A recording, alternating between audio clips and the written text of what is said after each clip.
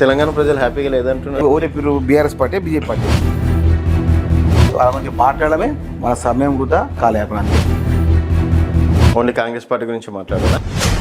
Congress party గురించి మాట్లాడాలంటే రెండు కారణాలు. ఏం కారణాలు? ఫస్ట్ ఒకటి ఇచ్చిన మాట ప్రకారం ముందుకెళ్ళడం. మాట్లాడు. మనం హైదరాబాద్లోనే చూసుకుందాం. హైదరాబాద్ వల్ల ఎంతమంది ప్రజలు అవస్థలు పడుతున్నారు. ఈరోజు గాంధీ కుటుంబం అని చెప్పేసి 5,000 కోట్లు పెట్టి ఎందుకు విగ్రహం కట్టమన్నారు, ఎవరు కట్టమన్నారు? ఆడ దాదాపుగా 500 మంది 1000 మంది ఫ్యామిలీస్ రోడ్డు పాలు అవుతున్నాయి. అబద్ధాలని ప్రచారం చేయడంలో బీజేపీని మించిపోయింది బీఆర్ఎస్ అంటున్నా. అరే గాంధీ వారి యొక్క వ్యవహారం కోసం చేస్తున్న పనుల్లో ప్రారంభించిన వ్యవహారం మాత్రమే.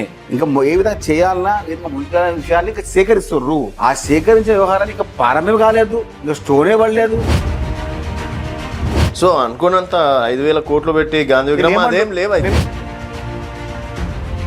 క్లారిటీ ఇచ్చేస్తే చాలా మంది ప్రజలు అవసరం. ఆ బాబుగారి నిర్మాణాన్ని ప్రత్యేక స్థాయిలో చేయాలన్న ఉద్దేశంతో కొన్ని ప్రణాళిక చేయడం నిజమే.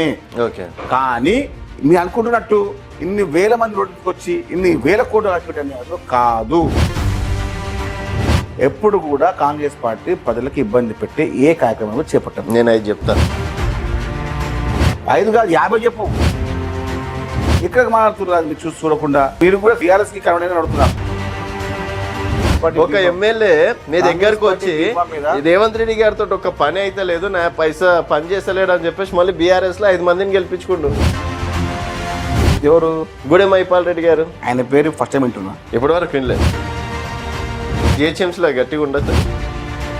100% కాంగ్రెస్ పార్టీ ఎట్లయితే మున్సిపాలిటీల్లో 93% పైగా ఓటింగ్ షేర్ తీసుకొని 93 మున్సిపాలిటీ గెలుచుకొని గణనీయమైన పట్టణ స్థానాల్లో కూడా మేము గట్టిగా ఉన్నామని చెప్పి బీజేపీ పార్టీని కూడా ఓడగొట్టి వచ్చింది చరిత్ర మాది ఇప్పుడు.